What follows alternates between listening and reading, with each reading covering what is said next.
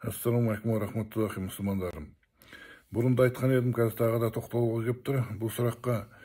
Өйткені алдымызда қасиетті Рамадан айы келе жатыр. Осы Рамадан айын пайдаланып, арын ұятын ақшаға сатқан саудагерлер Мединадан, Меккадан аджба деген финиктің сортын әкеп, халықты алдап шірк жасатуда.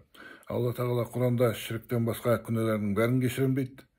Сондықтан да бұл шірк кешірілмейтін нәрсе. Ал енді бұлардың айтып отырған хадистерін Ібіліс деген сұмырайдың өзі шығарып берген хадис болып табылады.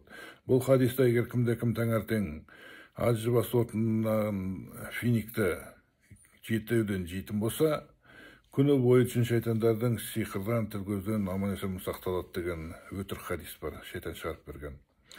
Егер де бұл хадис шын болатын болса, кезінде пайғамбарымыз саллаллаху алейхи вассаламды еврейдің сиқыршысы сиқырлаған кезде пайғамбарымыз саллаллаху алейхи вассалам жынды адам сияқты жүріп, өзінің не істеп не қойғанын, не айтып не қойғанын білмей жүрген. Сол кезде Алла тағала: "Ей Мұхаммед, бір мешек аджбаны құшақтап жатып, соны жей берсең, осы сиқырдан жазыласың" деп айтқан болар еді. Керісінше Аллах Құранның ең соңғы 2 сүресін түсірді, жын шайтандардан, сиқырдан еміретінді. Сондықтан да жаңағы айтылған хадисқа сенбеңіздер.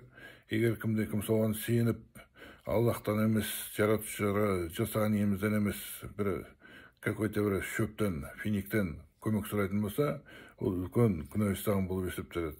Сондықтан да сақтаныңыздар, мұндай шайтанның өтірік хадистеріне сенбеңіздер. Ертең тозаққа түсулеріңіз мүмкін, әйтпесе.